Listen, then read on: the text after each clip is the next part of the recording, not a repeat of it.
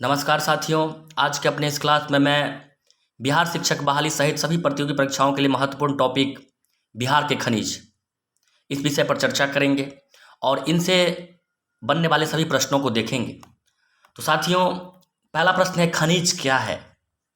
तो चट्टानों की तहों में पाए जाने वाली अनमोल चीजें जिन्हें भूमि को खोद कर बाहर निकाला जाता है, खनिज कहलाता है। यानी चट्टानों में पाई जाती है कुछ अनमोल चीज, कुछ बहुत महत्वपूर्ण चीज पाई जाती है, चट्टानों के बीच में पाई जाती है, उनके तहों में पाई जाती है और इन्हें खोद कर बाहर निकाला जाता है।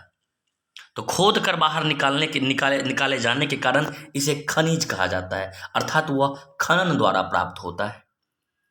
तो बिहार खनिज संपदा साथियों, यहाँ बिहार के मैप में बिहार की खनिज संपदा को दिखाया गया है और भी महत्वपूर्ण क्षेत्रों को बताया गया है और संकेतक के माध्यम से आप समझ पाएंगे कि बॉक्साइट, अभ्रक, चूना पत्थर, चीनी मिट्टी, तेल शोधक, इन संकेत के माध्यम से इन चीज़ों को दिखाया गया है। आप इसे देखेंगे, संकेत के माध्यम से आसानी से समझ में आ जाएगा। प्रश्न संख्या 2 की तरफ बढ़ते हैं साथियों। बिहार में मुख्य रूप से कौन कौन सा खनिज पाया जाता है? चूना पत्थर, पाइराइट्स, चीनी मिट्टी, ग्रेफाइट, टीन इत्यादि। बिहार में चूना पत्थर, पाइराइट्स, चीनी मिट्टी, ग्रेफाइट, टीन इत्यादि पाए जाते हैं मुख्य रूप से। बिहार के किन स्थानों पर चूना पत्थर पाया जाता है साथियों? ऐसा प्रश्न कई बार परीक्षा में रिपीट होता है। क्षेत्र विशेष से प्रश्न पूछे जाते हैं कि किस क्षेत्र में कौन सी चीज पाए जाते हैं। तो चूना पत्थर की बात करें साथियों तो रोहतास तथा मुंगेर जिले में पाया जाता है। रोहतास तथा मुंगेर जिले में चूना पत्थर पाया जाता है।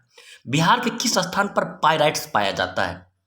तो रोहतास जिले के अमझोर नामक स्थान में पाइराइट्स रोहतास जिले के अमझोर नामक स्थान पर पाया जाता है। आप इसे याद रखेंगे।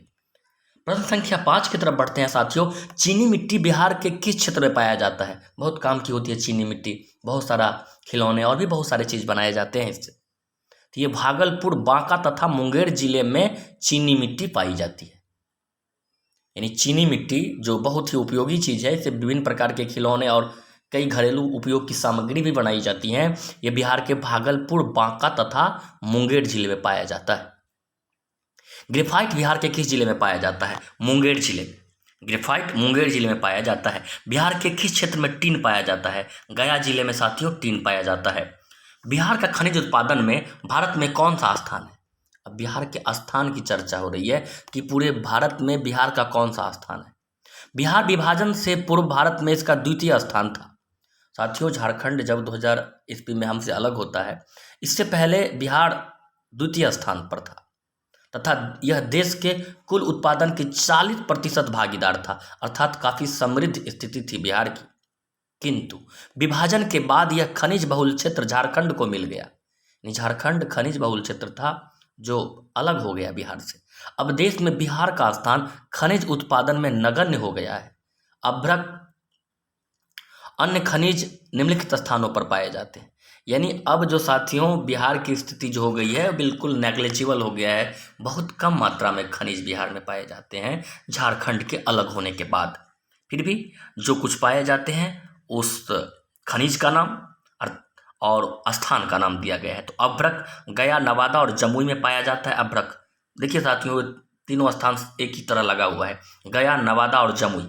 मैप अगर देखें तो ये आसपास नजर आएंगे। ये तीनों क्षेत्र दक्षिणी हिस्से में, बिहार के दक्षिणी हिस्से में आपको मिल जाएंगे। सीसा, भागलपुर और बांका, ये भी दक्षिण पूर्वी हिस्सा आप देखेंगे बिहार के मैप पर, तो ये भी एक आसपास ही नजर आ जाएगा। सोना, जमुई, पश्चिम चंपारण, मुंगेर। बिहार में सोना, जमुई, पश्चिम चंपारण और मुंगेर में पाया जाता है। एस्बेस्टस मुंगेर में पाया जाता है। डोलामाइट, बंजारी, रोहतास। डोलोमाइट जो होता है साथियों वो बंजारी और रोहतास में पाया जाता है। गंधक, अमझोर रोहतास में। कसिया और भोगिमा कोह कैमूर में जगह है। भोगिमा कोह, वहाँ पर गंधक पाया जाता है रोहतास में और कैमूर में।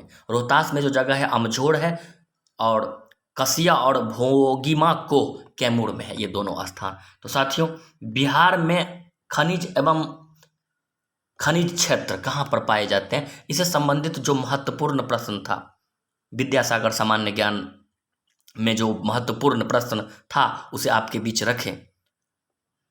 अगर वीडियो पसंद आया हो तो वीडियो को लाइक कर दें, शेयर भी करें, और चैनल पर नए हैं तो निश्चित रूप से सब्सक्राइब कर लें, क्योंकि मैं निरंतर आपके बीच बहुत ही उपयोगी से उपयोगी चीज़ लेकर आता रहूँगा।